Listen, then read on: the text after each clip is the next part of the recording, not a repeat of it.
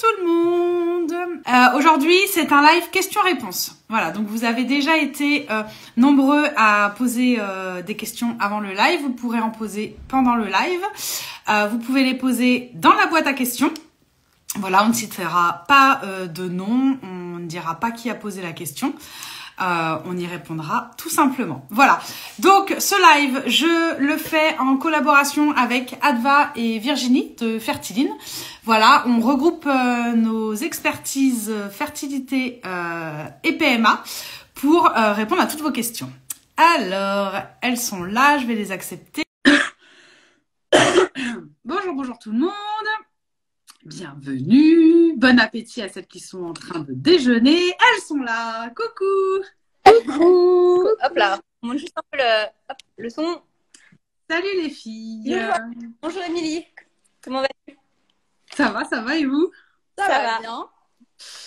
Donc j'ai fait la petite introduction déjà, le temps que vous vous connectiez. En expliquant qu'on avait déjà reçu des questions, qu'on allait y répondre, qu'il y avait la petite boîte à questions pour en poser des nouvelles, qu'on ne citerait pas de nom. Voilà. Donc, toutes les questions sont les bienvenues. On ne dira pas qui les a posées ou voilà. Tout restera confidentiel. Voilà. Et on a déjà la petite liste des questions reçues, donc on va pouvoir y répondre. Ouais, alors on a eu des questions très sages. On s'était dit qu'on allait avoir des questions un peu... c'était justement de pouvoir poser des questions un peu qu'on n'ose pas poser d'habitude. Mais bon, on va y répondre. On est super contente de pouvoir y répondre. Et n'hésitez pas, si ça vous vient entre deux, il n'y a pas de questions bêtes. Je pense que toutes les questions sont intelligentes et méritent une réponse. Donc, si ça vous vient entre-temps d'avoir voilà, quelque chose qui passe par la tête quand on répond à des questions, voilà. Moi, j'ai aussi les questions. Est-ce que tu veux les poser? Est-ce que on les prend, on les lit, on y répond? Comment tu veux faire, Émilie? Bah, écoute, je peux les poser comme ça. Ça marche. Comme ça, je gère les questions. Même s'il y en a qui arrivent, tu vois, je les note, voilà. Parfait. Vous pouvez aussi les poser dans le fil. Hein. De toute manière, j'ai mon papier, mon stylo. Voilà, je les note si on n'y répond pas. Émilie, c'est l'organisation parfaite. Parfait. Ouais. Voilà. Du coup, la première question qu'on avait, c'était comment améliorer la qualité des embryons et la croche. Virginie, celle-là, elle est pour toi. Bon, déjà, c'est à la fois c'est deux sujets différents et c'est un sujet regroupé parce qu'évidemment, si on améliore la qualité d'un embryon, on améliore aussi son potentiel d'accroche et son potentiel de développement et le potentiel de la grossesse. Mais pour moi, c'est quand même un petit peu deux sujets différents, la qualité de l'embryon et l'accroche. Déjà, on va commencer par la qualité de l'embryon. Ce qu'il faut pas oublier, c'est qu'un embryon, c'est deux gamètes qui se réunissent pour mettre ensemble un matériel génétique, et ce matériel génétique va se développer pour créer un mini 2, quoi, en quelque sorte. Et donc, du coup, ce qui va vraiment définir la qualité d'un embryon, c'est au final la qualité des gamètes, ni plus ni moins. La qualité d'un côté des spermatozoïdes et de l'autre côté des ovocytes. Et donc, la qualité des ovocytes, on n'a pas de moyen de la déterminer, si ce n'est que l'observation de ce qui se passe en cours d'une FIV et pendant le développement des embryons au cours d'une FIV. Par exemple, on sait que pendant la FIV, quand les embryons se développent et qu'on peut les observer en développement, la phase de J1 à J3 est une phase qui est plutôt sous la responsabilité du matériel génétique de l'ovocyte, par exemple. Donc, c'est vrai que si on observe qu'on a un mauvais développement entre J1 et J3, c'est-à-dire qu'on perd plus de 50% des embryons, ça veut dire qu'on a probablement une problématique en lien avec la qualité de l'ADN ovocytaire. En ce qui concerne la qualité de l'ADN spermatique, là, on a des outils de mesure. On peut aller mesurer dans un spermogramme des facteurs de qualité de l'ADN, notamment la décondensation de l'ADN, la fragmentation de l'ADN, et on a aussi la typicité des spermatozoïdes qui nous donne une indication. Donc déjà, l'idée, quand on veut améliorer la qualité d'un embryon, c'est de savoir de quoi on parle et quelle est la cause d'embryon de mauvaise qualité. Est-ce que c'est plutôt du côté spermatique qu'on a un problème? Est-ce que c'est plutôt du côté ovocytaire, en fait, qu'on a un problème? Est-ce qu'on a un problème aussi peut-être, et ça, c'est pas mesurable vraiment non plus directement, mais est-ce qu'on a un problème d'énergie à disposition pour le développement de l'embryon? Parce qu'il ne faut pas oublier que C'est ce que j'allais dire, c'est d'un côté, c'est le matériel génétique, mais en même temps, c'est l'énergie aussi pour pouvoir se dupliquer. Donc, il y a aussi ces deux phases, en fait, quand on parle de qualité, c'est est-ce que c'est à la base les ovocytes, les spermatozoïdes qui ont la bonne qualité, le bon nombre de chromosomes et autres, mais ensuite, s'il y a l'énergie suffisante pour que l'embryon puisse se développer, en fait. Ouais, parce que là, la question, c'est comment l'améliorer. Ouais. Alors voilà, un embryon est pendant 7 jours en autonomie, donc il faut amener des ressources pour qu'il puisse vivre ces 7 jours en autonomie et se développer correctement. Il y a différentes ressources, toutes les ressources qui stabilisent l'ADN, c'est le cas du zinc, du sélénium, du coenzyme Q10, déjà de s'assurer qu'on n'ait pas de carence dans les ressources qui sont les ressources essentielles. Et améliorer la qualité d'un embryon, ça veut dire stabiliser l'ADN de toutes les gamètes. Donc en réalité, rajeunir les gamètes et identifier ce qui déséquilibre l'ADN, ce qui déstabilise l'ADN. Par exemple, le tabagisme, ça déséquilibre l'ADN.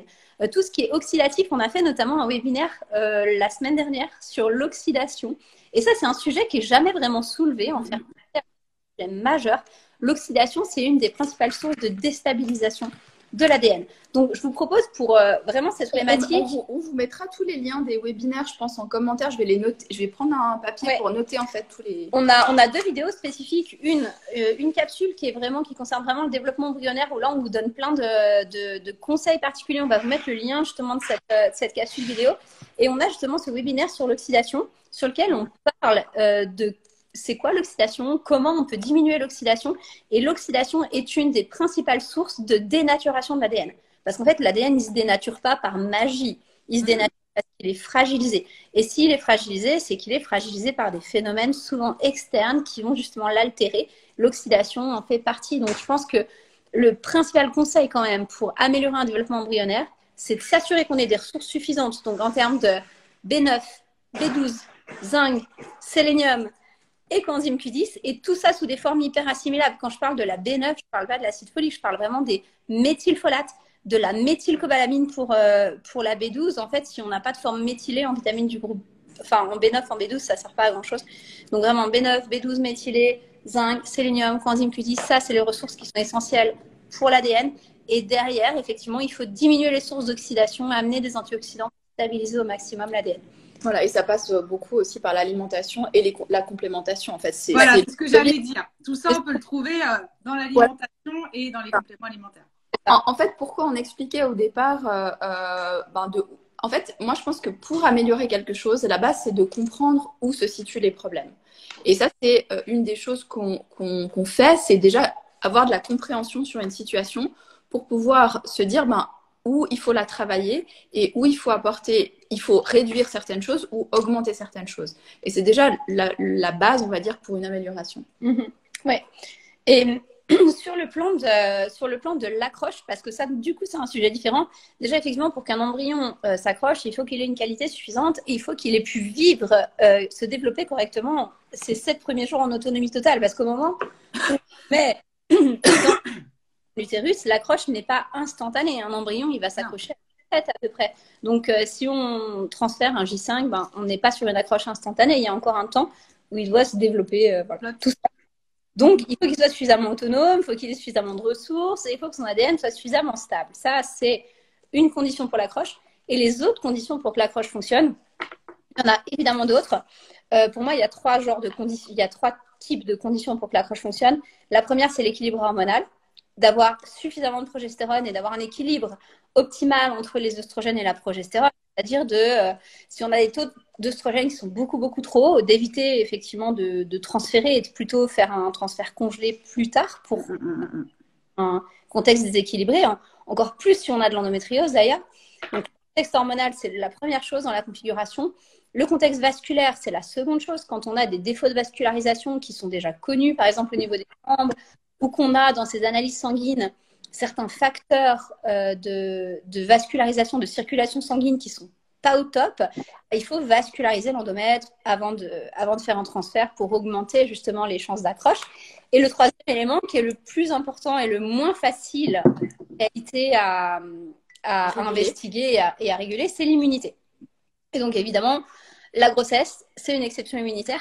L'accroche d'un embryon créer des mécanismes immunitaires de défense en quelque sorte. Notre immunité, elle va se demander ce qui se passe, qu'est-ce qu'il vient faire là, cet embryon, pourquoi il s'accroche à l'endomètre alors qu'il n'a pas du tout, c'est malgré tout pas une de nos cellules, il n'a pas le même génome que nous. Et donc du coup, on va avoir effectivement tout un petit jeu immunitaire entre des cellules immunitaires qui vont tenter d'attaquer et d'autres cellules immunitaires qui vont tenter de protéger. Et en fait, c'est une histoire d'équilibre entre eux, le système immunitaire qui attaque et le système immunitaire qui va défendre l'embryon. Donc, il y a vraiment ces trois configurations, effectivement, dans l'accroche, qui sont l'équilibre hormonal, l'équilibre vasculaire et l'équilibre immunitaire. Et encore une fois, j'utilise volontairement le mot équilibre, signifier à quel point ce qu'on cherche, c'est de l'équilibre. Souvent, on entend parler de hyperimmunité, hypoimmunité, justement d'un système vasculaire diminué, quoi que ce soit. En fait, dans notre corps, tout est censé être à l'équilibre et tous nos systèmes sont faits pour se maintenir à l'équilibre. Si à un moment donné, l'équilibre est rompu, ça veut dire qu'on a justement des systèmes de rétrocontrôle, tout ça, qui sont devenus un petit peu défaillants. Et c'est là-dessus, sur la base, qu'il faut retravailler, sur l'équilibre total. Et nous, c'est ce qu'on fait parce que, par exemple, si on a de l'hyperimmunité, le traitement médical va consister, par exemple, à mettre de la cortisone qui va réprimer l'immunité, va tenter de ramener un équilibre un peu artificiel. Mais cette cortisone, elle va ramener un peu un équilibre sur le plan immunitaire, mais elle va potentiellement déséquilibrer d'autres choses au niveau des ressources. La cortisone, par exemple, elle va entraîner des fuites de magnésium, elle va créer de l'hypercontractilité au niveau utérin. Donc, en fait, c'est vrai que notre idée à nous, c'est plutôt d'aller ramener de l'équilibre général dans le fond du système, sans déréguler d'autres choses. Sans déréguler d'autres choses, d'amener de l'équilibre partout, en fait.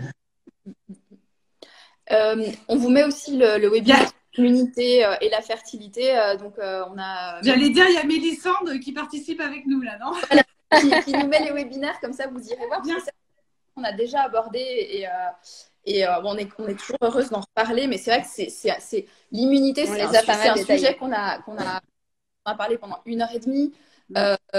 L'oxydation aussi, donc en juste 2 minutes, c'est compliqué. Et on a la première question. On n'est qu'à la première question.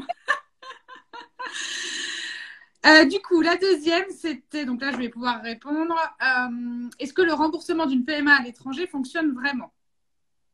Donc ça, c'est pour les Françaises. Oui, il y a vraiment une prise en charge par la CPAM à partir du moment où vous montez bien votre dossier, que vous envoyez bien les bons documents. Cadre, hein. On rappelle qu'on est dans le cadre, on faut avoir moins de 43 ans, être éligible au remboursement. Non mais voilà, faut pas avoir eu, faut être éligible comme tu dis, il faut pas avoir dépassé l'âge, faut pas avoir eu ces 4 remboursements de FIV en France, mais en tout cas, quand on est une femme solo, quand on est un couple homo qu'on débute et qu'on va à l'étranger, ça fonctionne vraiment. Ok. Intéressant à savoir parce qu'effectivement c'est quand même des coûts, ça représente quand même des coûts importants. Et malheureusement c'est pas un remboursement intégral, c'est juste de remboursement. Hein. Je crois que c'est 1 500 € à peu 1 500 €, ouais. Pardon, elle m'a fait un truc bizarre. 1 500 €, ouais. Et les frais de déplacement parfois, non? Oui. Ouais. D'accord. Donc après ça, moi j'ai des fiches. Oui, alors, tu partageras un moment tes fiches. Donc, je fais des fiches pour tout. Je fais des fiches. Je suis une fille très, très, très organisée. C'est génial, on en a besoin. J'ai été pratiquement 20 ans assistante de direction. Voilà. Donc, j'ai des petites fiches aussi sur les procédures pour demander le remboursement d'une PMA à l'étranger. Si besoin, je peux envoyer la procédure en privé. C'est ton métier maintenant d'accompagner les couples à l'étranger aussi. Hein, oui. Voilà. À l'étranger ou dans une PMA. Donc, on continue. Je regardais la prochaine question, c'est combien de temps pour obtenir un don de sperme? Je ne sais pas si la question, c'est en France ou à l'étranger. Alors, moi, je connais à l'étranger parce que en France, je sais qu'il y a pénurie des gamètes, mais je crois que le don de sperme, c'est quand même plus facile quand même, mais je ne sais pas. Si quelqu'un a la réponse, peut-être... C'est encore pour l'instant, ça va encore parce qu'ils écoulent encore les anciens stocks. Ouais. Mais effectivement, il va y avoir problème. Voilà. Si on va à l'étranger, c'est très rapide, hein, parce que les cliniques, enfin les bonnes cliniques, ont des stocks de sperme. Ça, le sperme est quelque chose qu'on peut congeler sans souci, sans perdre. Donc, je dirais d'un mois à un mois. Ça dépend aussi du phénotype, bien sûr. Ouais. Mais c'est hyper rapide. Oui, et puis si besoin est, ils vont se servir à l'ESB ou à Cryos, voilà. Exactement. Ah, je te laisse. Donc, rapide. Ouais. Quel conseil pour optimiser nos chances lors d'un transfert? Alors, on a une capsule là-dessus. Donc, on demande à Mélissande de vous mettre... Ça vous donnera le... Mélissande, bienvenue dans ce live. Ça vous donnera elle viendra faire un petit les conseils détaillés. En fait, pour optimiser les chances lors d'un transfert, déjà, il y a une chose sur l'équilibre partout. Alors, exactement, de l'équilibre, hein, ça c'est important, de l'équilibre immunitaire, de l'équilibre vasculaire, de l'équilibre hormonal, suffisamment de ressources pour une grossesse, parce que un transfert, on objective une grossesse quand même. Donc derrière, est-ce qu'on a aussi les ressources pour que cette grossesse se passe bien? Et surtout, il y a une chose sur laquelle nous, on discute beaucoup avec les couples qu'on accompagne, c'est les modes de transfert. Parce que en réalité, quand on a un mode de transfert, donc quand je parle de mode de transfert, c'est est-ce qu'on transfère sur cycle naturel, sur cycle stimulé, déclenché, enfin, il y a différents types de modalités de transfert. Et parfois, les médecins demandent aux patients de se positionner eux-mêmes là-dessus, ce que je trouve assez génial, en fait, de laisser libre champ et libre cours là-dessus. Seulement, ça demande de bien connaître sa situation, ça demande de bien connaître son contexte et de savoir quelle pathologie on a, comment on répond à telle ou telle ou telle ou telle chose. Et je crois que quand même, le mode de transfert joue un rôle assez important dans le potentiel d'accroche en réalité. Et par exemple, nous, il y a certaines situations sur lesquelles on va dire, oulala, cette situation, par exemple, ce matin, je discutais avec un couple et c'est vrai que dans leur situation, c'est pas forcément ce que je ferais toujours, mais dans leur situation, j'aurais tendance à conseiller un transfert sur un cycle complètement substitué. Parce qu'il y a une désynchronisation hormonale. Parce que quand je regarde leurs analyses hormonales, je me dis, oulala, on a de la progestérone trop tôt, on a des corps jaunes qui durent trop longtemps, on voit qu'on a un cycle qui est désynchronisé, qui a du mal à se mettre en règle, en fait, qui a du mal à se mettre au bon rythme. Et dans ce cas, autant le substituer parce que le cycle n'est pas optimal. Par contre, si on repère que le cycle est optimal, que la production de progestérone, elle est très très bonne sur les cycles d'avant parce qu'on les a traqués et tout ça, ok, on va plutôt transférer sur un cycle naturel, d'autant plus s'il y a des pathologies qui sont œstrodépendantes, en fait. Et donc, du coup, je pense que ça, c'est aussi un des facteurs qui peut permettre de faire pencher la balance, de bien connaître son dossier, de comment de façon optimale transférer. Et parfois, effectivement, et en fait, il n'y a pas de règle absolue. Hein, et je pense qu'il n'y a aucune étude à ce jour qui montre que le transfert substitué ou le transfert sur cycle naturel a une meilleure... On sait juste que le transfert sur cycle naturel est meilleur par rapport à la grossesse, par rapport enfin, peut prévenir certains risques de la grossesse, comme la prééclampsie. Donc c'est pour ça qu'on va plutôt la favoriser. Mais dans certains cas, comme tu disais, s'il y a trop de déséquilibre, c'est quelque chose qu'on va pas du tout favoriser. C'est toujours en fait un jugement du pour et du contre dans chaque situation en fait. Et puis aussi la question de est-ce qu'on transfère directement après une stimulation ou pas en fait, parce que finalement si on transfère un embryon quand on a un taux d'œstrogène qui est vraiment extrêmement élevé chez une personne chez qui on sait que la production de progestérone est fragile, autant jeter cet embryon à la poubelle. On sait que la probabilité d'une accroche, elle est vraiment très très mauvaise. Donc en fait, la question du transfert, c'est ok, dans quel contexte on transfère, à quel moment on transfère, parce que nous, on part toujours du principe qu'un embryon est précieux, même si on a 5 embryons congelés, chaque embryon est précieux, chaque embryon est potentiellement un bébé qui peut se développer et tout ça, donc on doit lui donner les meilleures conditions d'accroche et ça dépend de pas mal de choses. Donc la vidéo sur les attitudes de transfert peut vous aider, mais aussi effectivement, je pense que de bien réfléchir aux modalités de transfert pour sa situation, c'est vraiment vidéo qu'on va faire. Ouais, oui, vraiment, ouais. Effectivement. C'est vraiment. Du coup, je rebondis parce qu'on a eu une question dans la boîte à questions. Peut-on faire de la route après un transfert? Alors, personnellement, j'ai fait de la route après un transfert. Le transfert qui s'est accroché, j'ai non seulement fait de la route derrière, mais j'ai fait une randonnée de 15 km sous 30 degrés. Donc moi, mon conseil, c'est continuer votre vie, quoi. Alors, pas de corde à sauter. Voilà. Alors, on va pas faire des choses qui peuvent stimuler les abdos, des à-coups, la corde à sauter, ouais, effectivement, on va oublier. Ce qui, en fait, peut être délétère lors d'un transfert, c'est plutôt, en fait, de rester sans bouger. On a toujours l'impression qu'il ne faut pas bouger. Et en fait, ça peut être délétère parce que quand on ne bouge pas, ben, on ne vascularise pas. Voilà. Pour la vascularisation, de toute manière, on dit qu'il faut marcher. Hein. Bien sûr. Ça. Donc, la recommandation, c'est que si et boire de l'eau. Et de boire de l'eau. Si vous devez faire alors attention, voilà, ça dépend aussi si on a risque d'hyperstimulation. Ouais, voilà. Bon, bref. C'est pas gênant de reprendre la route après un transfert. C'est ça que je veux. Si c'est de la route, s'arrêter bien toutes les 2 heures pour marcher quelques minutes. Et nous, ce qu'on recommande, c'est aussi les bas de contention. De toute façon, on les recommande toujours. Surélever les jambes, surélever les jambes, porter des bas de contention. Acheter les bas de contention, des cotons. Voilà. Ou l'avion, ça c'est toujours aussi une question qu'on nous pose, c'est est-ce qu'on peut transférer puis ensuite l'avion. Il n'y a aucune contre-indication, pour autant que ça n'occasionne pas un stress. Moi j'ai des personnes qui me disent l'avion ça m'occasionne un stress, alors là non, on ne prend pas l'avion tout de suite. Là où on essaye de faire plein de choses pour diminuer les effets du stress.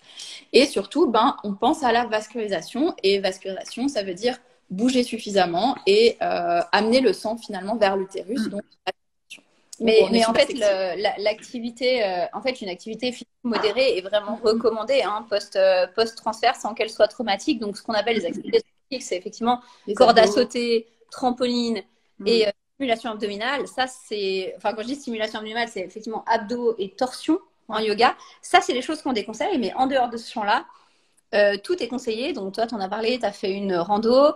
Moi, sur ma première grossesse, j'ai fait un triathlon et un col en vélo qui était hyper. Quand ça doit s'accrocher, de toute manière, ça s'accroche, quoi. Ouais, puis en réalité, en fait, le fait de faire une activité physique intense, alors intense, c'est pas ce qu'on conseille, hein, mais une activité physique, ça va augmenter quand même les pulsations cardiaques, ce qui va augmenter la vascularisation. Les organes, ce qui va augmenter notre capacité à vasculariser tous nos tissus. Donc, c'est aussi bénéfique. Et puis, je pense que mentalement, ça fait monter quand même un tout petit niveau de stress qui va aussi favoriser l'accroche. Enfin, il y a probablement des processus qui se jouent. Et l'activité physique est bonne pour le développement d'un embryon. Il y a le côté bien-être aussi. L'activité physique donne aussi un bien-être. Et on sait que pour l'accroche d'un embryon, il y a le côté aussi réduction de stress, mais aussi le bien-être. Regarder des films qui font rire, faire des câlins, on sait aussi rigoler, stimuler l'ocytocine. Et l'ocytocine, voilà, c'est l'hormone de l'attachement. Donc, plus vous êtes amoureux de quelque chose ou de quelqu'un, de quelqu'un plutôt, en fait. Non, je pensais aux animaux, en fait. Mais par exemple, le fait d'avoir... Un animal est un quelqu'un. Ouais, fais attention à ce que tu dis sur les animaux, hein. On est des mamans à chat les trois, hein, donc... Mais bon, après, tout le monde considère pas forcément son chat comme quelqu'un. Oui, mais je pense qu'elle n'a pas la même relation que nous, on a avec nos chats. Non, elle aime bien ça, chouchou. Hein. J'aime bien mon chat quand même. mais effectivement, l'ocytocine, qui est cette hormone de l'attachement, est une hormone qui est hyper intéressante pour justement l'accroche. Et donc, l'ocytocine, on la produit quand on est rempli d'amour. Donc, peut-être de regarder des films romantiques, d'être un peu love avec son conjoint. Et on voit aussi que... Il y avait une question par rapport au rapport, justement, pour concevoir. Parce que, du coup, j'enchaîne. Si tu es d'accord, après, on reprendra les autres questions. Oui, bien sûr. Quelqu'un qui demandait à quel... non, c'était si on a des rapports... Est-ce que c'est possible d'avoir un rapport avant un transfert? Est-ce dangereux ou inversement? Alors, c'était avant le transfert. C'était ça. Alors, en fait, ça dépend. La situation. Alors, oui, tout à fait. En réalité, les rapports sont plutôt conseillé en général autour des transferts parce que en fait déjà ça fait monter l'ocytocine, donc ça c'est une bonne chose. Et en plus de ça, ce qu'on sait c'est que, alors c'est pas conseillé si c'est un don de sperme par exemple, mais si l'embryon a été fait avec le même sperme que l'homme avec qui on a le rapport, en réalité le fait que le sperme aille vers l'endomètre, ça va moduler l'immunité pour augmenter l'accroche. Donc, en fait, c'est plutôt favorable à l'accroche d'avoir des rapports autour du transfert, sauf s'il y a une infection dans le sperme. Donc, s'il y a une infection dans le sperme, qu'on trouve des bactéries dans le sperme ou n'importe quel type d'infection, ou qu'on a des leucocytes, par exemple, dans le sperme et donc des signes d'infection, on va plutôt avoir des rapports protégés autour du transfert. Comme ça permet aussi peut-être de faire monter l'ocytocine, mais sans avoir de contact entre l'agent infectieux et l'endomètre, parce que dans ce cas-là, ça pourrait stimuler l'immunité de l'endomètre. C'est pour ça qu'en fait, dans tous les spermogrammes, ce serait quand même assez intéressant d'avoir une spermoculture. Ce qui n'est pas toujours le cas, malheureusement. Ce qui est même rarement le cas, en fait. Et quand ça laisse, ça n'est pas interprété. C'est-à-dire qu'on se dit, parce que c'est vrai que même s'il y a des bactéries, c'est pas forcément traité. Parce que c'est pas l'homme, il ressent rien et ça peut vraiment poser un problème. Mais dans ce cas, on peut aussi viser d'avoir des rapports protégés. Donc, en fait, tout dépend de quelle est la qualité du spermogramme et notamment de ce qu'il y a dans la spermoculture. Quelqu'un qui dit, est-ce que le sujet concerne les transferts? Non. Non. Là, on est dessus, mais toutes les questions sont les bienvenues. Posées, voilà. Du coup, alors après, il y avait une question sur conseillez-vous un régime anti-inflammatoire avant Matrice Lab et endométrio?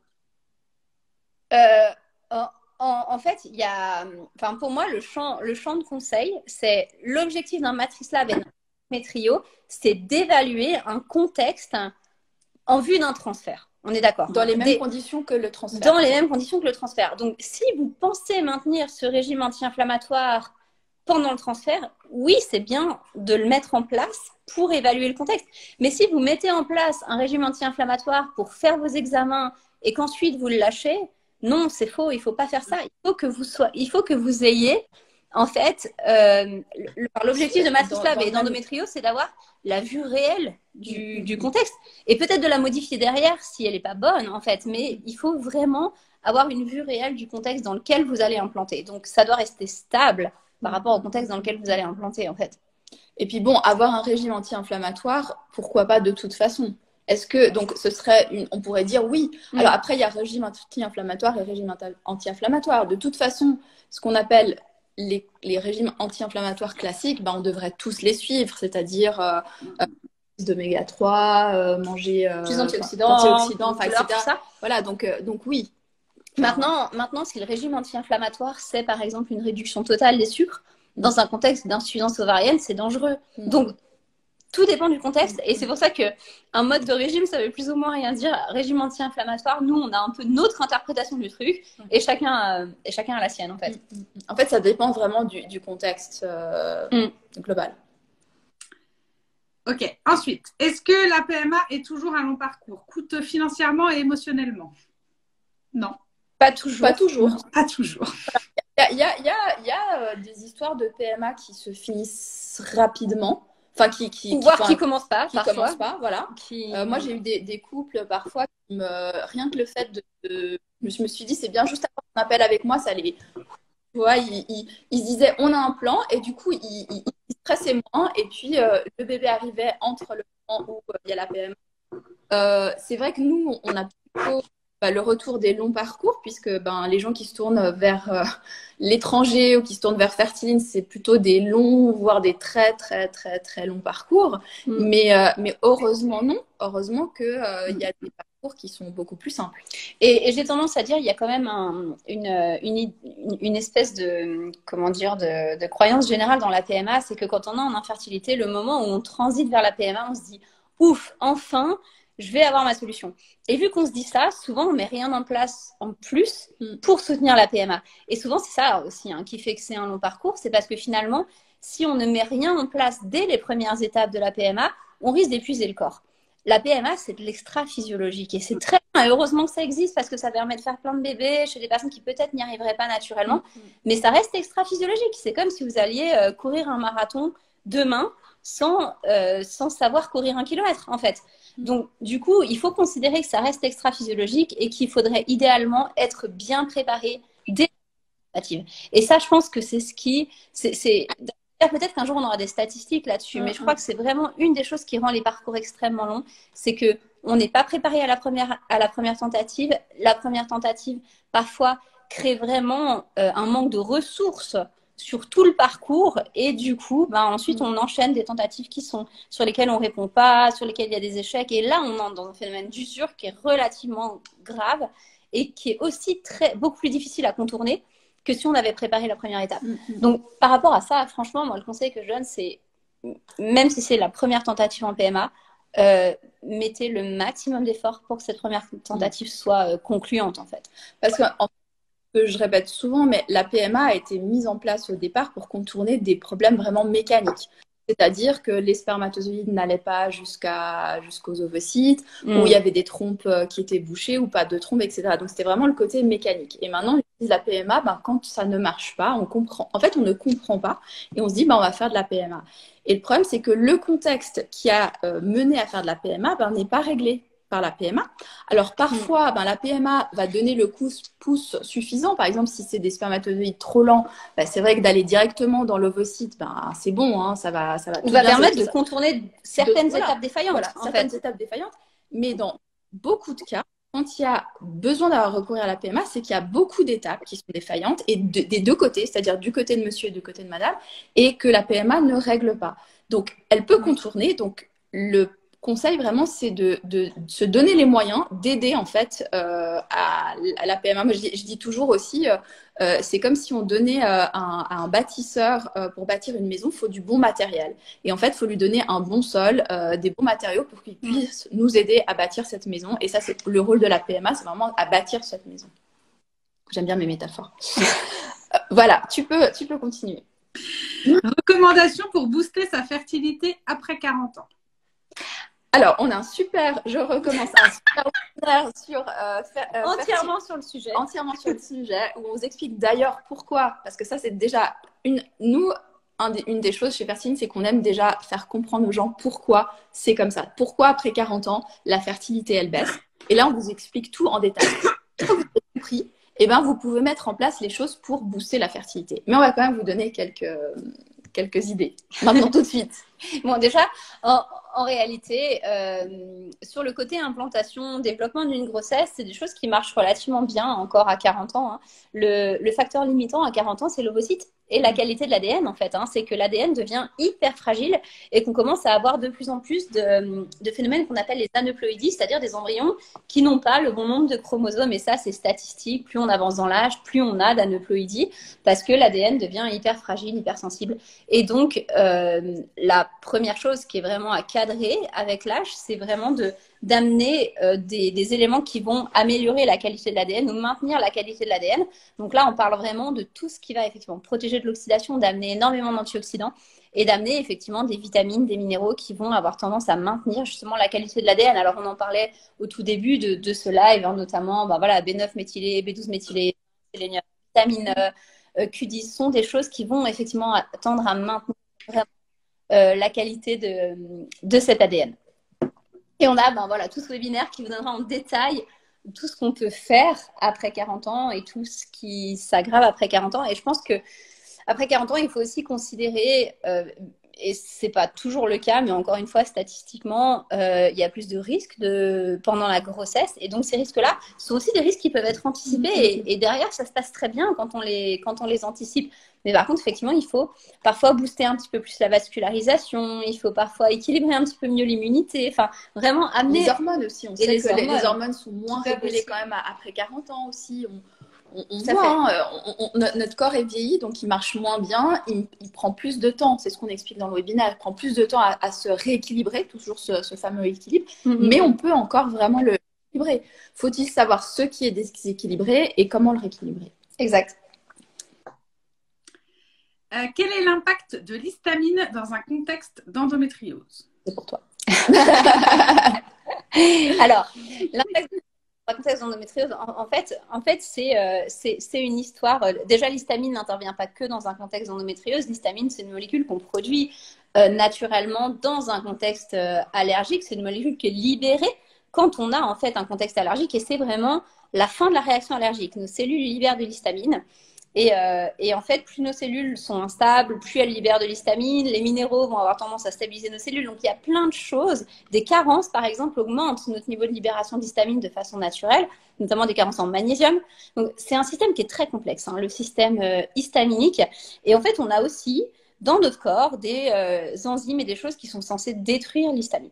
L'histamine, on a deux sources. Soit on l'amène depuis l'alimentation, soit on la produit nous-mêmes. Et en fait, ce qu'on sait du tissu endométrial, c'est que ce tissu, donc quand je parle du tissu endométrial, je ne parle pas du tissu de l'endomètre, mais du tissu d'endométriose, c'est-à-dire quand on a une adénomiose ou une endométriose, le tissu, donc l'endomètre qui est à l'extérieur de l'utérus ou qui est au niveau du myomètre, dans le cas d'une adénomiose, c'est un tissu qui va suivre une activité immuno-inflammatoire. Il se met à produire des molécules immunitaires telles que l'histamine et inflammatoires. Alors, il n'y a pas que l'histamine. D'ailleurs, ce qui est très documenté, le plus documenté, c'est l'histamine.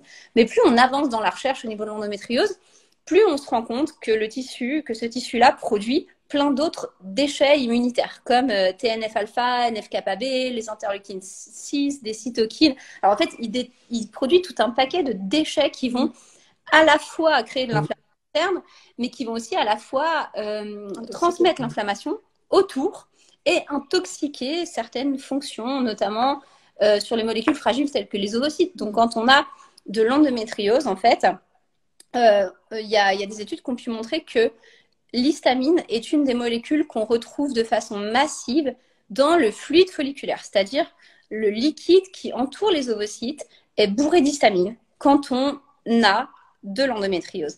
Et on pense que c'est cette histamine qui altère au final les ovocytes pendant leur maturation sur un contexte de PMA avec de l'endométriose. Donc en fait, il y a un truc qui n'est pas tout à fait clair au niveau de l'histamine. On comprend que quand on a de l'endométriose, on a un taux d'histamine qui est plus haut, que notre capacité à la détruire est plus basse et on comprend et que cette histamine est un des facteurs limitants dans la qualité des ovocytes, dans l'obtention d'ovocytes de qualité quand on a de l'endométriose. Alors ça, c'est ce qu'on sait sur le plan scientifique. Après, il n'y a rien d'autre. Donc effectivement, nous, on regarde un petit peu tout ce qu'on peut faire au niveau de l'histamine et on a certains aliments qui sont des sources d'histamine alimentaire. On a certaines situations pathologiques qui nous font produire de l'histamine et quand on est face à une endométriose, c'est une chose qu'on essaie de cadrer et on s'aperçoit vraiment qu'en cadrant à la fois l'apport en histamine et à la fois la production d'histamine, on a des résultats qui sont bien meilleurs lors des stimulations parce qu'encore une fois, la stimulation, c'est vraiment la zone qui nous montre si ça fonctionne ou pas. Hein. Parce qu'en réalité, dans la majorité des cas d'endométriose, les stimulations sont pas toujours très bien récompensées parce qu'on a des ovocytes qui sont de meilleure qualité, on a souvent mauvaise qualité, peu d'ovocytes qui se développent pas, tout ça. Et en fait, on a vraiment pu voir qu'en cadrant, alors on cadre pas que l'histamine, on cadre tout un contexte, on amène des ressources, on fait pas mal de choses, donc c'est difficile de dire. En fait, c'est l'association finalement qui donne le résultat de tout ce de l'ensemble. De l'ensemble. Mais en tout cas, en créant cet ensemble, on voit qu'on a de meilleures fonctions et qu'on a surtout un meilleur développement embryonnaire. Et c'est une chose, d'ailleurs, c'est le premier sujet d'étude qu'on va lancer dans le cadre de fertilité, hein, l'endométriose et les résultats en stimulation avec de l'endométriose en cadrant le champ alimentaire. Le lien entre histamine et endométriose, c'est que le tissu endométrial, dans le cadre de l'endométriose, produit en fait de l'histamine, produit des molécules pro-inflammatoires telles que l'histamine et d'autres. Et les autres, on est en train de développer aussi d'autres stratégies pour les cadrer parce que en fait, malheureusement, l'histamine, c'est pas le seul problème. Il y en a d'autres. Et en fait, plus on module l'activité de ce tissu, et plus on a de chances que la fertilité revienne à un état d'équilibre. Parce que, en fait, ce tissu-là, qu'il soit présent, c'est pas vraiment le problème. Ce qui nous embête, c'est qu'il soit actif, qu'il produise des molécules, en fait. C'est vraiment ça qui perturbe au final la fertilité parce qu'on peut avoir des types d'endométriose qui ne génèrent pas du tout d'infertilité. Et ça, il faut le savoir. Endométriose, c'est pas égal en fertilité à tous les coups. C'est 40%, c'est dans les 40% des cas, effectivement. Ouais. Voilà, je sais pas si ça répond à la question, mais c'est un sujet compliqué, l'histamine et l'endométriose. C'est un sujet étudié. Mais je pense que ça répond, ouais. Voilà. Est-ce que les embryons sont classés par qualité? Allez, Adva, je te laisse faire. Ouais. Alors, il y a plusieurs classements. Hein. Puis si vous avez regardé, vous avez un peu pu comparer entre les pays. Il y a des classements différents. Moi, je les ai jamais su vraiment hein, parce que entre l'Espagne, la République tchèque, la France, enfin voilà. Ce qu'il faut savoir, c'est qu'il y a un classement, l'ancien classement, ce qu'on appelle ancien classement, et nouveau classement. C'est-à-dire, ancien classement, on classait sur le visuel, c'est-à-dire comment, à J5, la morphologie de l'embryon, ce qu'on pouvait voir, et on donnait un classement, il est beau, il n'est pas beau, etc. Puis ça donnait l'ordre d'un classement. Maintenant, avec les embryoscopes, c'est-à-dire le fait qu'on peut suivre l'évolution des embryons durant leur progression. Le fait qu'on peut aussi voir la cinétique, en fait, on peut les voir bouger, par quel stade ils vont passer, en fait. On peut classer les embryons d'une autre manière, parce qu'un embryon peut avoir l'air bon à un moment, mais passer par un stade où il va être, entre guillemets, mauvais. Et moi, c'est ce qui s'est passé pour un de mes embryons. En fait, ils donnent une note visuelle à la fin du développement, enfin au moment où il est vitrifié. Donc, ils sont notés. Et en fait, donc c'était à mon 2e transfert. Il me transférait le 3... il me transférait le 3 avant le 4. Ça m'a perturbée, en fait. J'ai dit, mais je comprends pas. Et de là, ils m'ont expliqué, ils m'ont dit, en fait, visuellement, comme ça, on l'a classé moins bien. Mais si on regarde toute son évolution, du coup, puisque j'avais pris l'embryoscope, il est meilleur. C'est ça. Donc, ça. Dans l'ordre des transferts, ils vont quand même, voilà, comme tu dis, regarder toute l'évolution, en fait, de l'embryon, quoi. C'est ça. La façon dont il s'est comporté pendant les 5 jours, quoi. Exactement. Donc, maintenant, on garde toujours l'ancien classement. Qui est perturbant parce que on essaye de comprendre pourquoi, comme tu dis, on classe un avant l'autre. Mais finalement, le meilleur classement maintenant, c'est celui qu'on va avoir par l'IA. Parce qu'en fait, les biologistes, ils ont appris, ils ont vu que certains enfants qui passaient par ces stades, etc., avaient plus de chances de donner une grossesse évolutive. Celui qui passe par ce stade, mais qui est bon quand même à J5, n'a pas du tout de chance de se développer.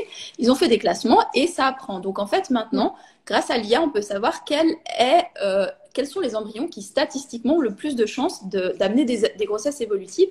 Et là, il faut vraiment suivre les recommandations de la clinique. Et si la clinique préfère vous transférer un embryon avant l'autre, c'est qu'elle a aussi une idée. Il y a aussi une chose, c'est que certaines cliniques vont aussi prendre des décisions basées sur, par exemple, si on veut faire un transfert frais et qu'on voit que votre endomètre semble peut-être trop vieux pour le transfert, peut-être pas vous transférer l'embryon le meilleur en se disant on risque de gâcher ce meilleur embryon. Donc en fait, c'est vraiment toute une réflexion. Suivre la recommandation de la clinique. Voilà. De toute façon. Ah ouais, complètement. Avoir confiance en les médecins, les biologistes, voilà. C'est leur métier. Hein. C'est leur métier, ils savent très bien ce qu'ils font. Et par contre, c'est vrai que ce classement, des fois, perturbe un peu. Moi, il m'avait vachement perturbée. Je me souviens, j'avais envoyé plein de messages. J'étais en panique, quoi, parce que j'étais pas aussi experte que maintenant. Voilà, c'était il y a plus de 2 ans. Ouais, il y a 2 ans. Et du coup, ça m'avait vachement... Ouais, j'avais été paniquée, quoi. Le problème, c'est qu'on peut se retrouver avec un embryon classé C, donc A, B, C, on se dit, bouf, celui-là, il n'a pas de chance. Et en fait, non, il est meilleur que les A et B. Et du coup, psychologiquement, on va se dire, alors c'est là où, nous, le physiologique avant tout, mais le psychologique quand même a de l'importance. Il ne faut pas se dire, non, cet embryon, il n'a pas de chance. Si la clinique le transfère, c'est qu'il a toutes ses chances de donner une grossesse évolutive. Donc c'est pour ça que je dis attention aux les embryons parce que on passe d'un système à l'autre et je pense qu'il y aura encore il y a encore une zone floue 3 et 5 ans où ça va être flou. Ouais. Je pense que dans 5 ans tout le monde utilisera que l'IA et on fera des classements sur la cinétique et plus du tout parce qu'en France il n'y a pas tous les laboratoires qui ont des embryoscopes et non plus. Donc on a des classements différents et on s'y perd. Donc plutôt puis toutes les cliniques c'est une option. Ne le propose pas automatiquement. Enfin, les cliniques partenaires de Art Fertilité, Fertiline, voilà. Option en plus. Alors moi, c'est vraiment quelque chose. Il y a des choses qui, pour moi, je juge superflues. L'embryoscope, c'est vraiment une chose que je... Voilà.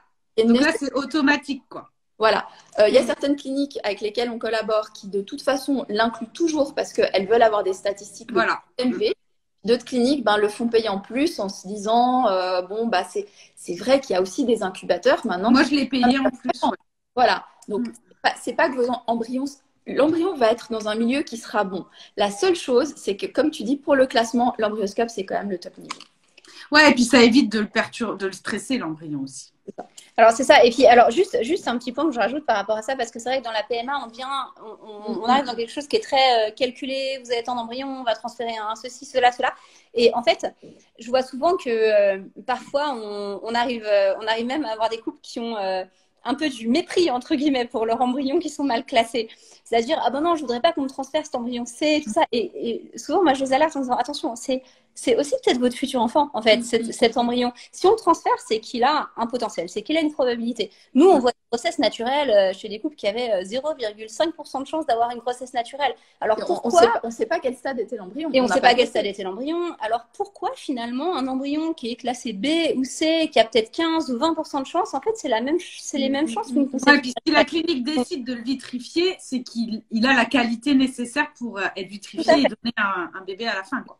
Tout à fait. Ce qu'il faut se dire, c'est que la clinique n'a pas d'intérêt à vous transférer. Alors, en France, c'est mitigé parce qu'on transfère souvent un petit peu à l'aveugle.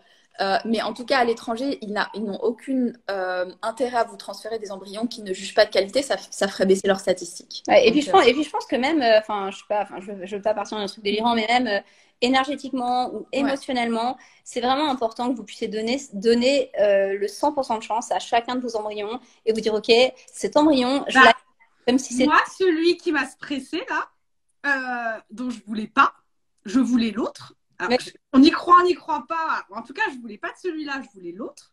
Et ben, il s'est pas accroché. Le transfert d'après, j'ai eu l'autre, il s'est accroché. Alors, c'est pour ça, je pense qu'aussi, on met une charge émotionnelle qui peut être très négative quand on se focalise sur ces chiffres-là, qui sont des chiffres purement techniques. Et ok, la PMA a un côté... maintenant, je le sais, mais... Ouais. Donc donner le maximum de chance à chacun des embryons. Ils en valent tous la peine. Et tous un potentiel pour devenir... Ils sont tous très beaux. Ouais, ils en valent tous la peine s'ils sont transférés. Alors, la question d'après, à quel moment du cycle faut-il avoir des rapports pour concevoir? Alors, en fait, déjà... la règle générale. La règle générale, c'est qu'on a entre 5 et 7 jours de fertilité par mois. Donc, en moyenne, à peu près 4-5 jours avant l'ovulation et 1 jour après l'ovulation, plus le jour de l'ovulation. Donc, on est à peu près là-dessus. Et globalement, l'idéal serait d'avoir 2 à 3 rapports sur cette zone-là, de 5-6 jours. Donc, en réalité... Ce qu'on voudrait pour une conception idéale, c'est avoir des rapports 2 à 3 fois par semaine, quel que soit le moment du cycle. Et surtout, de ne pas tout focaliser sur la zone de fertilité. Parce qu'en fait, par exemple, si on n'a pas du tout de rapport en début de cycle, qu'on a des rapports tous les jours pendant la phase fertile, c'est pas bon pour le et sperme. Que derrière, de nouveau, on n'a plus de rapport, en fait, on va se retrouver avec un sperme qui va s'oxyder pendant les 10 premiers jours du cycle. Ensuite, on va avoir des rapports très réguliers, donc le sperme va être dilué. On va ajouter en fait du liquide séminal dedans, mais on va diluer la quantité de spermatozoïdes, donc ce sperme sera moins fécondant. Et ensuite, on le reoxyde tout le reste du cycle. Donc en gros, donc en fait, il faut des rapports, voilà, donc des rapports réguliers. Alors là, s'il y a des hommes qui nous regardent, ils vont être ravis. Ils vont dire chérie, c'est tout le mois. Je pense que tu vas rendre des hommes heureux là.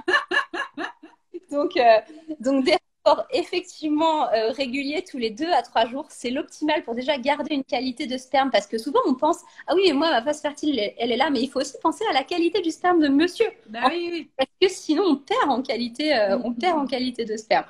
Donc du coup voilà, des rapports tous les 2-3 jours, ça c'est le top. Et si on veut vraiment analyser la phase fertile, pas tous les jours par contre, hein, ça le dilue trop, hein, on est d'accord. Pas tous les non, pas tous les jours. Non, vous donnez quand même un jour. Ah non chérie, pas tous les jours. Et la concentration en spermatozoïdes du sperme est plus haute le matin aussi. Donc après, voilà, en gros, si on veut vraiment faire tout bien, c'est tous les 2-3 jours et le matin plutôt. Et sinon, la phase fertile, en réalité, dépendant des femmes, on va dire qu'on a normalement une ovulation autour de J14, mais ça, c'est très subjectif. Et certaines femmes ovulent à J11, d'autres à J21. Donc, on peut avoir une grande variabilité au niveau de l'ovulation, de la zone d'ovulation. Donc, le plus simple, c'est quand même de repérer sa zone d'ovulation. Soit on peut le faire avec des courbes de température, soit on peut le faire avec des tests d'ovulation qui ne sont pas non plus toujours 100% fiables. Et en fait, la zone de fertilité, elle est 4 jours avant l'ovulation. C'est la zone la plus fertile. Et cette zone la plus fertile, elle est repérable à la présence de glaire cervicale. Quand on a une glaire cervicale qui est fluide et qu'on sent, je suis désolée du détail, mais que vous sentez que vous avez les lèvres mouillées et que vous retrouvez justement cette glaire cervicale quand vous vous essuyez, quand vous allez uriner, là, vous êtes dans votre zone la plus fertile. Et souvent, la libido, elle est aussi en augmentation. À ce moment-là, on est assez bien faite quand même. Hein, pour c'est bien fait. Hein. Voilà. Donc, du coup, c'est plutôt la présence de glaire cervicale est le meilleur indicateur de fertilité. Ok. Pourquoi avant un transfert, on ne doit pas mettre de parfum, déodorant, crème? En fait, c'est pas que avant un transfert, c'est tout le temps quand on est dans un projet de fertilité et de grossesse. Alors, je dis pas qu'on doit sentir mauvais, c'est pas ça. Non, parce qu'il faut avoir des rapports tous les 2-3 jours. Alors, à un moment donné. En plus, alors, ouais, là c'est optimal. Mais non, en fait, donc déjà, les déodorants, les parfums sont les cosmétiques les plus chargés en perturbateurs endocriniens. Et quand on dit que c'est chargé de chez chargé. Un parfum, on ne devrait jamais le mettre sur la peau, déjà. Et le parfum, juste pour une... en fait, le parfum reste une des cosmétiques sur laquelle il y a un secret industriel. Quand on parle de secret industriel, ça veut dire qu'ils n'ont pas l'obligation de publier en fait la composition d'un parfum, ce qui fait que on a une perturbation endocrinienne dans les parfums qui est assez conséquente et que du coup, ça, c'est vraiment la zone noire sur les périodes de fertilité. Il y a des parfums qui sont garantis sans perturbation. Alors, c'est le cas de la marque, notamment Bastille. Et puis, la majorité des parfums que vous allez pouvoir trouver, par exemple, en magasin bio, sont des parfums qui sont tout à fait OK. Et par rapport au déodorant, c'est un nid de perturbateurs endocriniens, dans le sens où dans les déodorants, soit on a des sels d'aluminium, soit on a des substituts des d'aluminium, soit c'est bourré effectivement de phénoxyéthanol et d'autres perturbateurs extrêmement nocifs pour la grossesse, la conception, tout ça. Donc en gros, il existe quand même des marques pareil, zéro perturbateur endocrinien. Et il vaut mieux utiliser ces marques-là. Ou même créer par exemple, on peut créer des déodorants naturels. Nous, c'est dans les programmes, on donne une recette de déodorant naturel pour ceux qui ont le temps, pour ceux qui ont moins le temps, de nouveau les magasins bio en vendent. Oui. Attention quand même à aller scanner. Il y a des applications pour regarder. Il y a certaines choses qui peuvent être qu'on peut juger OK, mais quand même, voilà, en fertilité, il faut faire quand même très très attention. Oui, et en fait, scannez vos cosmétiques, scannez vos déos, trouvez des déos qui ont des scores très très corrects. Et là, on est OK par rapport au transfert. Mais c'est vraiment, effectivement, ce sont les cosmétiques qui véhiculent le plus de perturbateurs endocriniens. Donc, à éviter pendant tout votre projet de conception et surtout pendant la grossesse, en fait. Encore plus pendant la Alors, qu'est-ce qu'une grossesse biochimique? Alors, une grossesse...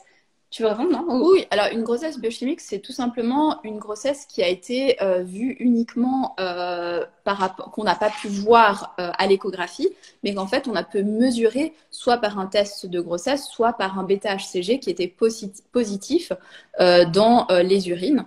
Et la grossesse, malheureusement, en fait, c'est une fausse couche.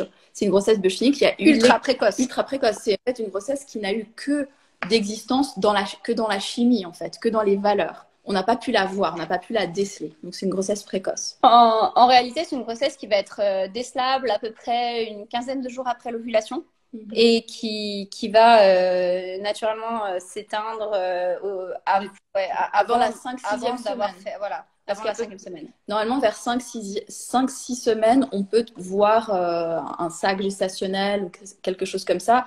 Et du coup, c'est avant qu'on puisse voir quelque chose dans l'utérus. Mais c'est une tentative d'accroche, mais qui n'aboutit pas. C'est ça. Et en fait, c'est quand même une bonne accroche dans le sens où, dans une grossesse biochimique, on a des bêta-HCG qui apparaissent, soit dans les urines, soit dans le sang. Donc, ce qui veut dire que le corps a repéré qu'il y a une accroche, qu'il met en place un système pour que cette accroche se fasse bien et qu'en général, l'accroche échoue. Donc, c'est vrai que parfois, on lit sur Internet, d'ailleurs, je trouve ça assez choquant qu'une grossesse biochimique, c'est pas une vraie grossesse, que c'est une vraie grossesse. C'est un début d'implantation, en fait, qui n'a pas... des signes qu'il peut se passer quelque chose. En tout cas, c'est encourageant.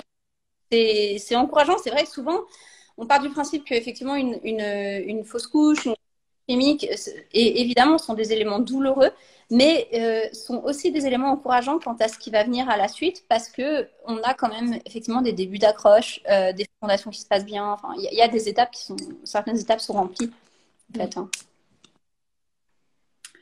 Alors, 2 grossesses arrêtées sur 4 transferts, donc 2 fausses couches. L'arrêt du gluten et des produits laitiers peut-il aider à maintenir une grossesse? Dépendant du problème, parce qu'effectivement, ça dépend si tu le problème. Les produits laitiers peuvent être intéressants, notamment quand on a certaines co-infections comme des staphylocoques. L'arrêt du gluten, il peut être intéressant quand on a des problématiques de déséquilibre immunitaire. Mais est-ce que c'est ça le problème, ou est-ce que le problème, c'est plutôt un problème de vascularisation ou de qualité des embryons? Et ça peut même si c'est un problème immunitaire, ça peut ne pas suffire en fait. Parfois, il faut une autre régulation. Ouais. L'arrêt du gluten, c'est vrai que alors on nous demande souvent, hein, c'est une question dans les programmes parce que souvent on fait arrêter le gluten.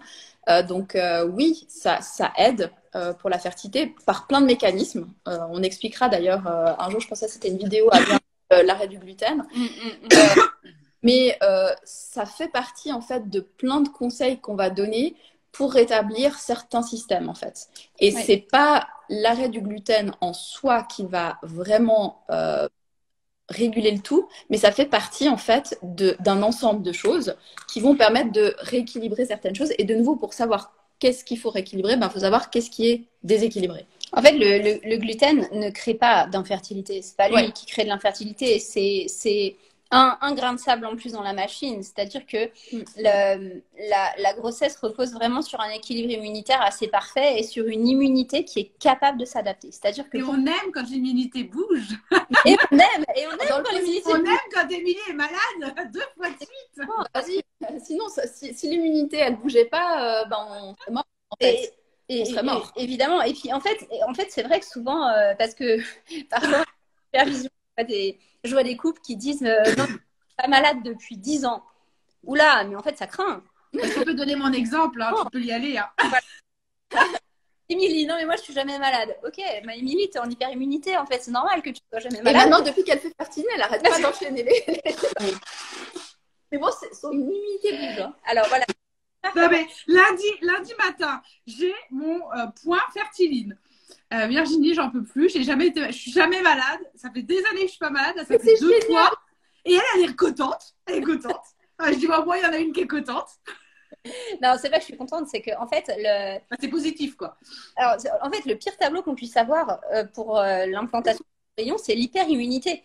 Donc, l'hypoimmunité nous fait moins peur en réalité que l'hyperimmunité. Alors, ça veut pas dire qu'il faut être malade tout le temps. Évidemment, il y a un équilibre à amener. Mais une immunité hyper défensive, cette immunité est automatiquement très agressive pour un embryon. Et c'est là que je voulais en venir par rapport au gluten. En fait, le gluten, c'est juste un élément qui monte la tension immunitaire, mais c'est pas lui qui l'a créé. Donc, parfois, quand on a une vraie grosse tension immunitaire, il faut trouver qui l'a créé. Et c'est pas le gluten qui l'a créé. Il la met juste un niveau au-dessus. En fait. Mais l'arrêt du gluten va permettre de la baisser un peu. Voilà. Il faut comprendre quel est le problème à la base. C'est ça. D'accord. Alors, est-ce que la tératospermie peut s'améliorer? Oui. Alors, la tératospermie peut s'améliorer parce que en réalité, c'est une baisse de la typicité, la tératospermie. J'ai un doute. Je me disais parce que asténospermie, tératospermie. Alors là, moi, je suis pas du tout experte.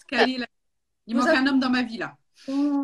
Oui, c'est ça. C'est une baisse de la typicité. Donc, évidemment, oui, la tératospermie peut s'améliorer et c'est le facteur qu'on comprend le moins. En réalité, c'est un peu la zone grise scientifique. On n'arrive pas trop à établir ce qui améliore ou non la tératospermie. C'est assez curieux comme truc, hein, parce que la sténospermie, c'est-à-dire la vitalité, il y a beaucoup d'études qui montrent que telle chose l'améliore. Également, finalement, la quantité de spermatozoïdes, là aussi, il y a beaucoup d'études qui nous montrent que telle ou telle chose peuvent moduler. Et sur la tératospermie, c'est là où on a le moins d'éléments flagrants. Donc, en fait... Mais néanmoins, en régulant le tout, c'est-à-dire en travaillant de nouveau sur son mode de vie, l'alimentation, on a quand même des super succès. Mais de nouveau, c'est de la déduction. C'est de l'affinage et c'est de la déduction. Et c'est très peu, en fait, on a très peu de choses établies qui nous montrent qu'on peut faire évoluer une tératospermie. Mais on l'a vu. Et on en voit évidemment évoluer et on en voit qui sont durs à faire évoluer aussi. Donc, je pense qu'il y a effectivement plein d'éléments. Et de plus en plus, aujourd'hui, il y a des études sur certaines plantes qui sortent. Il y a pas mal de choses. En fait, nous, on suit beaucoup la littérature scientifique. On retient pas tout, mais les choses qui vraiment semblent être pertinentes, en tout cas, on les met en application. Et on voit, en fait, on observe ce qui se passe en termes de résultats. Donc oui, il y a des moyens de la faire évoluer. Et pour moi, c'est avant tout si les spermatozoïdes n'ont pas une bonne forme, soit c'est qu'on a quelque chose en interne qui fait qu'ils ont du mal à se développer. Dans ce cas-là, il faudrait tester fragmentation, décondensation de l'ADN. Soit on a quelque chose en externe qui les affecte. Et dans ce cas, il faut faire une spermoculture pour voir s'il n'y a pas une bactérie qui crée justement de l'oxydation. Parce que quand on a une bactérie, l'immunité va se défendre contre cette bactérie. Elle va oxyder et ça va abîmer la forme des spermatozoïdes. Donc en réalité, il y a toujours une explication claire de pourquoi on est dans cette situation. Mais évidemment, il faut la chercher et c'est en trouvant cette explication qu'on va finalement pouvoir résoudre le problème. Alors, ensuite, j'ai noté des questions qu'on a reçues pendant que vous parliez. Alors, quelqu'un a eu un tech lundi et elle demandait, alors c'était au moment où on parlait des rapports, elle demandait si du coup elle pouvait avoir des rapports. Alors, dépendant déjà, la première chose, c'est qu'est-ce qu'a conseillé le gynécologue? Qu'est-ce qu'a dit le médecin? Parce que ça, c'est la base. C'est votre médecin qui donne les recommandations principales et ça, nous, on ne va jamais aller contre les indications médicales. Donc, qu'est-ce qu'a dit le médecin? S'il y a une indication parce que chez s'il y a un lui... utérus contractile, des choses comme ça, il faudrait plutôt éviter. Et ça, il le sait parce qu'il connaît en fait la position de votre utérus, s'il y a des antécédents, etc. Donc ça, on ne va pas aller contre. Mais si le médecin n'a rien dit, hypothèse, si le médecin n'a rien dit, si on a une spermoculture et qu'on est sûr qu'il n'y a pas de bactéries, oui, c'est plutôt favorable d'avoir des rapports. Si on a une spermoculture avec la présence d'une bactérie, pas rapport, mais protégée, en fait. Et si on ne sait pas... On fait des câlins sans rapport. À choix. Non, on peut toujours avoir des rapports protégés. Mais en tout cas, si on est sûr qu'il n'y a pas de bactéries, moi, je conseille plutôt effectivement d'avoir des rapports. D'accord. Ensuite, quelqu'un qui demandait si c'était vraiment intéressant de faire le jus d'ananas les 15 premiers jours, le jus de raisin les 15 jours d'après. Bon, ça, c'est pas nos conseils. Mais alors, moi, je l'avais entendu également qu'il fallait boire du jus d'ananas les 15 premiers jours du cycle, boire du jus de raisin les 15 jours qui suivent. Sur mon dernier texte, je vous avoue que je l'ai fait. Et en fait, alors c'est très très très très sucré hein, quand même. Ça dépend du profil de la personne. Parce qu'en réalité, se bourrer de sucre avant un transfert, c'est la moins bonne idée qu'on puisse avoir si on a une résistance à l'insuline ou une inflammation élevée. Parce que du coup, ça va donner en fait de l'impulsion à la résistance à l'insuline et à l'inflammation. Et c'est la bonne idée qu'on puisse avoir si on a une insuffisance ovarienne. Donc, ça dépend vraiment, vraiment du contexte. Après, ce conseil, il est basé sur, je pense, des études qui ont été faites sur l'apport en bromélaïne, qui est dans l'ananas, qui est une des molécules de l'ananas, et l'apport en resveratrol, qui est une des molécules du jus de raisin, qui sont des substances qui vont avoir tendance à diminuer l'inflammation et à vasculariser. Mais ça, c'est réel si on n'a pas les sucres qui vont avec.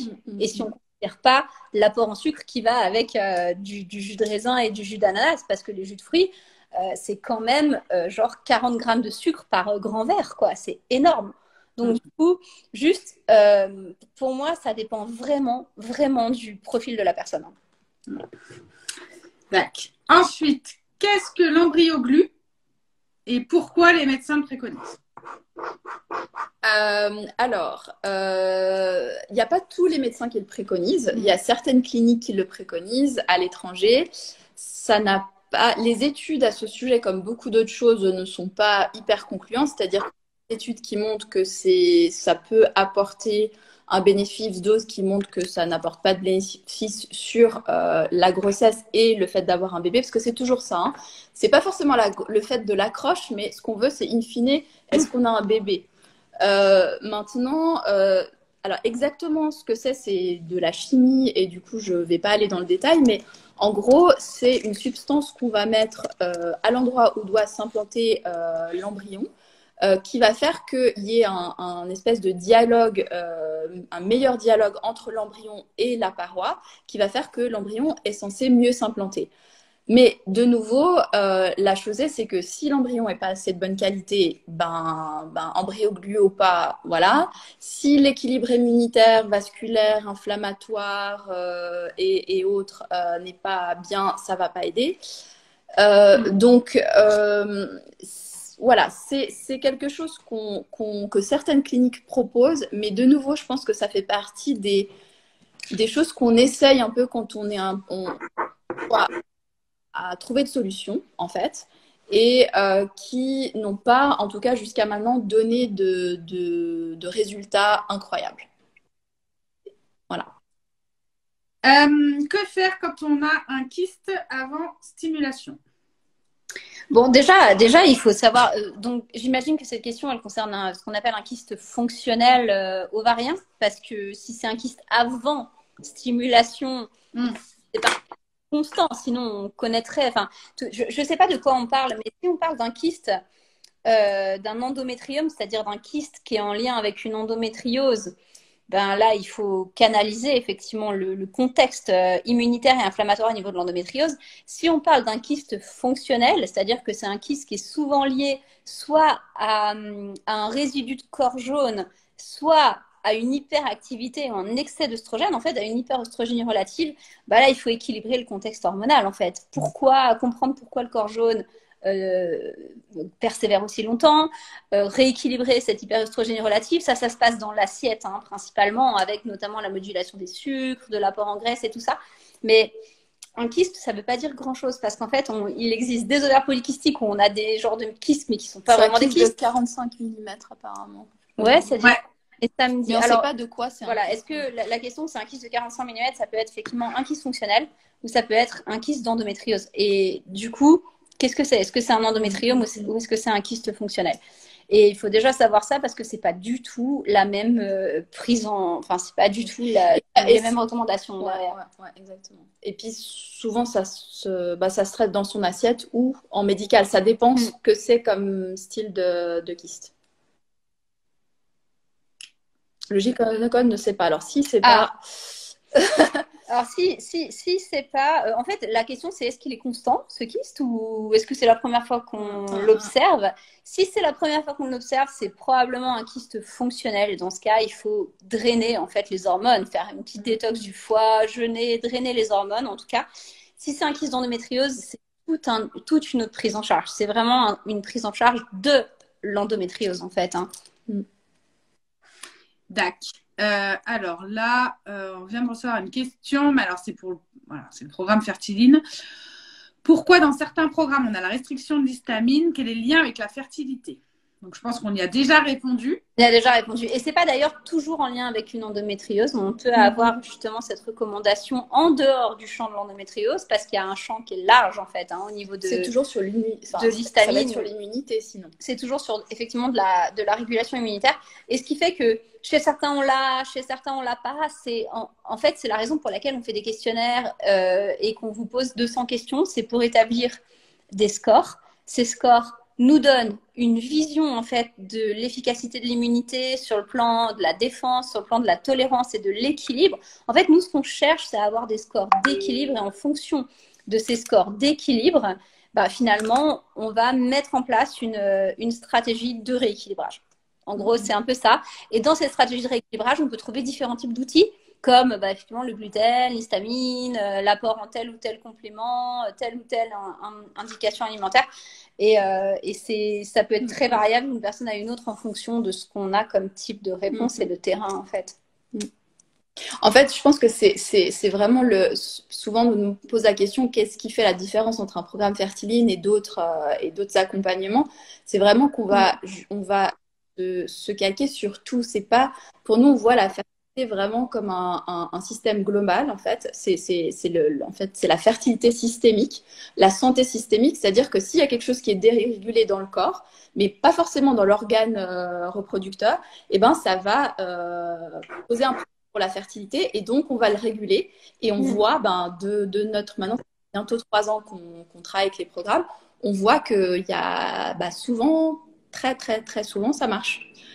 Et puis quand ça marche pas, on creuse encore plus. Et puis on a des outils pour creuser. En fait, c'est un petit peu. Alors, je veux pas comparer ça, mais c'est un peu comme aussi quand vous allez en PMA. On vous propose d'abord les choses les plus simples, entre guillemets, les traitements les plus simples. Puis ensuite, on doit creuser. Puis on doit faire des tests supplémentaires. Et puis il y a plein d'outils, en fait, finalement, pour réguler. Nous, on a juste une vision différente. Et on travaille. Et on travaille pas du tout en opposition. Nous, on travaille vraiment en complémentarité de la PMA et du traitement médical. Et on connaît d'ailleurs très bien la PMA et les traitements médicaux, on connaît très bien les zones de bénéfice et de risque de certains traitements. Et tout le travail qu'on fait à côté, c'est d'optimiser les traitements en essayant de diminuer au maximum les effets secondaires de ceux-ci, en fait.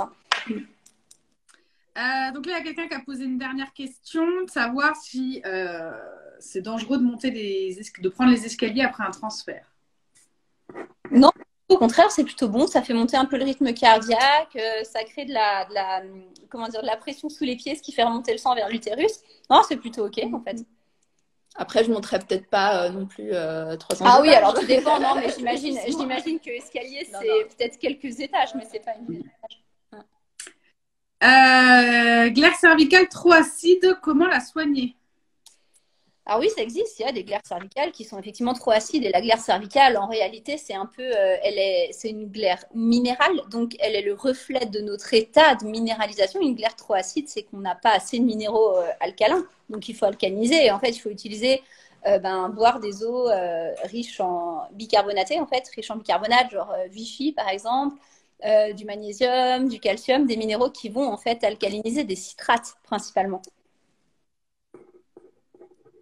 Est-ce qu'une mauvaise tension peut jouer sur la fertilité?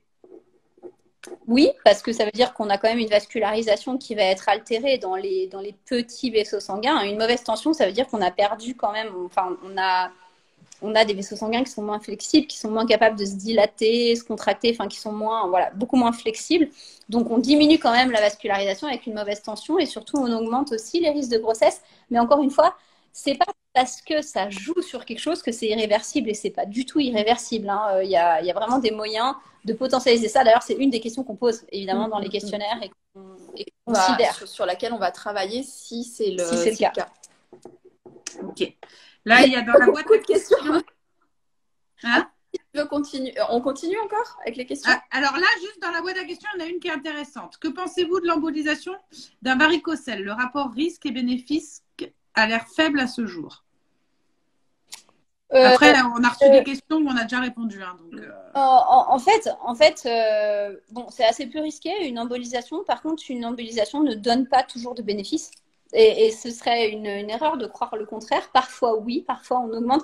Déjà, l'embolisation d'une varicocèle, ça donne souvent plus un effet sur la mobilité des spermatozoïdes. Donc, si on n'a pas de mobilité, c'est pas forcément pertinent de le faire.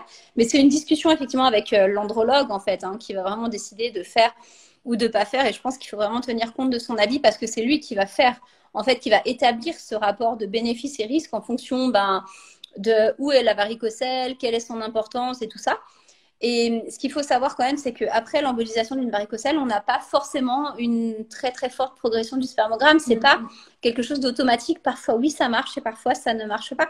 Mais je pense que les andrologues sont très clairs là-dessus et qu'ils peuvent vraiment vous donner leur avis. Et c'est au-delà de ça, la raison pour laquelle nous, dans notre accompagnement, on va préconiser, s'il y a embolisation, de faire un travail mode de vie. Sur la vascularisation, voilà. On a le docteur Biconton qui travaille avec nous sur tout ce qui est la partie andrologue pour les hommes. Et lui, c'est son approche. C'est-à-dire qu'il va traiter mécaniquement les problèmes si besoin. Donc, il va faire déjà son anamnèse, il va voir. Et ensuite, il va toujours avoir une approche mode de vie parce que c'est comme ça qu'on va pouvoir réguler un spermogramme. D'ailleurs, on a aussi une capsule dessus. Peut-être qu'on pourrait la partager avec le docteur Biton sur le spermogramme. Mélissande est toujours là. Ok, bon après, il y a eu 2-3 questions, mais alors, à la base, voilà. Déjà une heure et quart. Voilà, ce qu'on peut proposer, parce que c'est vrai qu'on essaye de ne pas faire des lives trop longs, parce que du coup, ça dure, puis on voit qu'on commence à fatiguer aussi, c'est qu'on va mettre une boîte à questions sur notre... Tu sais que tu es en live sur mon compte, là, et pas sur Fertilité. Ah oui, alors, mets une boîte à questions sur ton compte Insta, mais comment on va faire ça?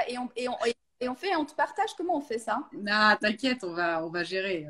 On partage, on fait les deux partages. Ouais. D'accord. Bon, comme tu on se débrouille. Vous aurez une boîte. Regardez les deux comptes. Vous aurez une boîte de toute façon. On va taguer l'un et l'autre. Donc, vous aurez des boîtes à questions un peu de tous les côtés. Et si on a répondu à quelque chose, on reviendra vers vous. Et puis, en fait, aussi, pour toutes les personnes qui ont envie d'approfondir, n'hésitez pas à aller sur notre chaîne YouTube. On a une quantité de vidéos et d'informations sur cette chaîne. On a des webinaires avec des médecins, on a beaucoup de sujets. Je pense que vous pouvez passer quelques bonnes soirées. Je crois qu'il y a des gens qui nous ont dit qu'ils avaient remplacé leur chaîne Netflix par notre... Alors, je sais pas si, enfin, voilà, c'est sympa, voilà, mais n'hésitez pas. Je vois aussi des questions sur les. En fait, c'est des choses qu'on aborde. Et puis on aussi, a beaucoup de sujets. Voilà. Là, le but, c'était de répondre aux questions farfelues, voilà. Un peu. Voilà, et n'hésitez pas à prendre rendez-vous aussi avec Émilie. À vous expliquer un petit peu comment se passent les programmes, puisqu'elle en suit un, qu'est-ce qu'elle ressent maintenant depuis, quels sont les changements qu'elle est malade. Les changements bénéfiques, oui, parce qu'elle en a eu après les programmes. Et puis, donc, elle est là pour les appels les bilans de situation, pour répondre à vos questions et puis pour voir comment on peut vous aider dans votre cas précis. Donc, on les a mis en place et c'est gratuit. Donc, prenez rendez-vous. Voilà. La petite pub pour Fertiline. Hop là. Voilà. Merci pour vos questions. Merci. En tout cas, c'était chouette aussi de pouvoir échanger sur tous ces sujets. Et puis, voilà, n'hésitez pas à aller... Après, pareil, s'il y a des questions plus techniques, plus démarches, plus émotionnelles, plus... Voilà. C'est Émilie. Voilà. On n'oublie pas que je suis coach fertilité maintenant. Ouais. Yes. La démarche, c'est vrai que ça, les démarches, c'est super intéressant pour l'étranger. Il faudrait vraiment que tu... Ouais. Ouais. Vraiment... Ça fait partie des accompagnements que je fais. C'est assez vaste, hein, mes accompagnements, mais je vais peut-être faire un live un jour là-dessus. Ok. Yes. Voilà. Merci beaucoup. Et puis, merci à tout le monde. Merci à vous les filles pour avoir répondu à toutes les questions. Avec plaisir. Et à très bientôt. Et à bientôt.